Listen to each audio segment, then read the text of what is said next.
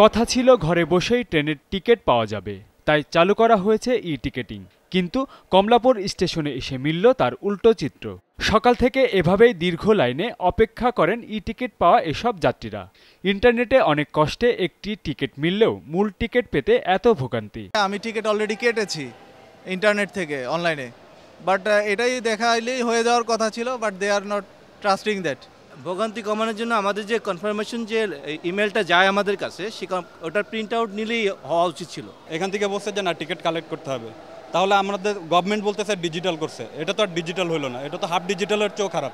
তবে অভিযোগের বিষয়ে রেল কর্তৃপক্ষকে জানাতে বললেন কাউন্টার মাস্টার। রেলওয়ে কর্তৃপক্ষের ব্যাপার, তাও যদি বলে কর্তৃপক্ষ দিয়ে দেবে, যারা এই সিস্টেম চালু করছে ওরা দিয়ে দেবে। অন্যদিকে শুক্রবার সকাল থেকেই রাজধানী ছাড়তে শুরু করেছে ঈদে ঘরে ফেরা মানুষেরা। লম্বা ছুটি আর কোনো রকম ভোগান্তিতে না পড়ার আশায় পরিবারের লোকজনকে আগেভাগেই বাড়ি পাঠাচ্ছেন কেউ কেউ। ঈদের ছুটিতে বাড়ি যাচ্ছে, এখন আমি তো যেতে পারছি না, প্রচণ্ড জ্যাম হয়, এই জন্য ফ্যামিলি আগে পাঠিয়ে দিচ্ছি। আর আমি ডিউটি শেষে হয়তো সামনের সপ্তাহে যাব। এদিকে টিকিটের বেশি দাম নেয়ার অভিযোগ তুললেন যাত্রীরা। মাগুরাতে আমি জানি নর্মাল 220 টাকা, সেখানে এখন 410 টাকা যাচ্ছে। আমরা তো রেট বাড়াই না, আমরা প্রতি বছরই সারা বছর লো রেটে টিকিট বিক্রি করি। অন্যদিকে মহাখালী বাস টার্মিনাল ছিল বেশ ফাঁকা, যাত্রীদের তেমন চাপ না থাকায় অলস সময় কাটিয়েছে কাউন্টারের লোকজন।